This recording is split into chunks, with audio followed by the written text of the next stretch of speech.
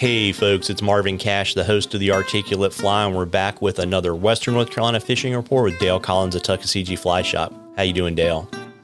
Doing great, Marvin. Just getting settled in from the day after a wild day of guiding in the Great Smoky Mountain National Park. Yeah, it sounded like you had to grind them out today.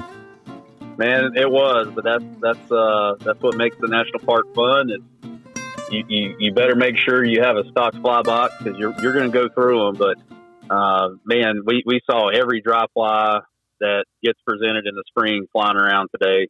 Bug wise, the Hendricksons, the quills, your cata, just various colors of cata. So it was really, really neat to see the various insect activity out there today. Very cool. And on a really positive note, looking at your weather, March has been kind of funny, but I think you're probably on the other side, and it's just going to be longer and warmer days as we keep going, right?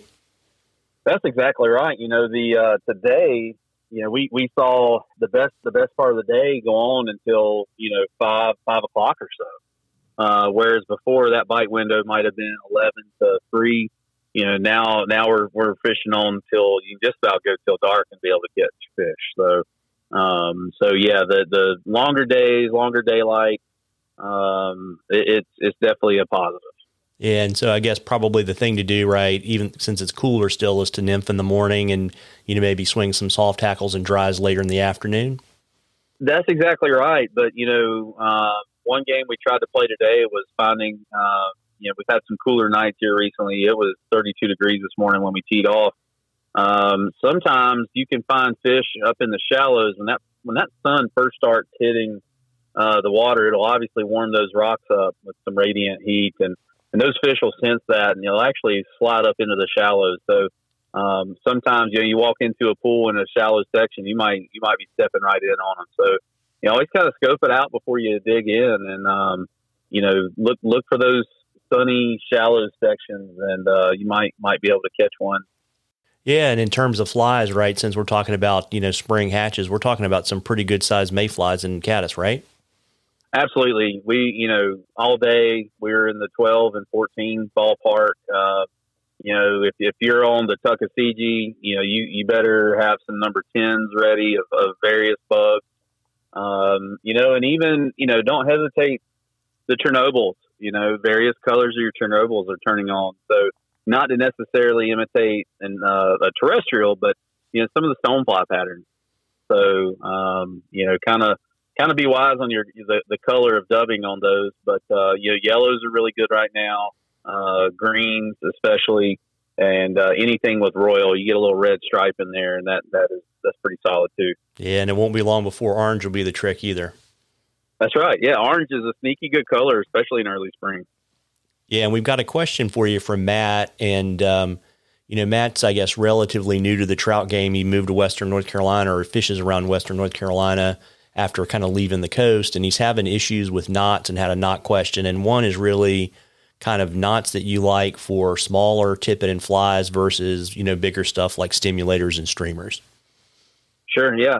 One thing with any knot before you tighten it down, you want to make sure you moisten that knot. When you tighten that thing down, it actually heats up with the friction, and you can weaken a knot that way. So make sure you put it in your mouth or something just to moisten it and tighten it down. The clinch knot's not a terrible one, just make sure you do that little improved portion. That kind of helps lock it in also. But, Marvin, as you and I were talking, there's various knots out there, Davy knots, uni knot. There's just a lot of different knots that come in handy for in those situations. So I think it's best to just find what you're most confident with. And, if that means sitting in front of March Madness basketball games, practicing some knots while you watch the Sweet 16, then do it. But, check out, there's a lot of great literature out there on knots. Certainly some fantastic resources across the YouTube world. So, there's a lot of good help out there for sure. Yeah, absolutely. You and I were talking before we started recording, and I think really, and you kind of touched on it, the whole point is to pick a few knots that work for kind of all those basic needs, like, tippet to tippet, tippet to fly, maybe perfection loop, and just learn them really well. Cause there's no, 100% right answer. That's it. That's it. Yeah.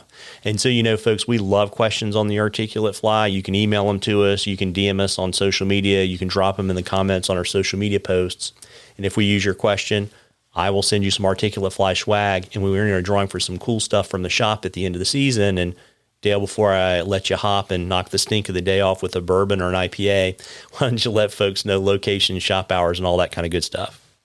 Absolutely. So definitely running our spring hours now for Monday through Saturday, 8 a.m. to 5 p.m. And we located in downtown Waynesville, downtown Silva, and downtown Bryson City. So, if you're looking for a trip going into the Great Smoky Mountain National Park, we can help you out, whether it's Cataloochee or Deep Creek or beyond. And certainly all the delayed harvest from Nantahala all the way over to the west fork of the Pigeon River. So, and of course the Tuckaseegee. So, looking forward to helping you folks out. Shoot us an email, info@tuckflyshop.com, and we'll be glad to help you any way we can. Well, there you go. And folks, you owe it to yourself to get out there and catch a few. Tight lines, everybody. Tight lines, Dale.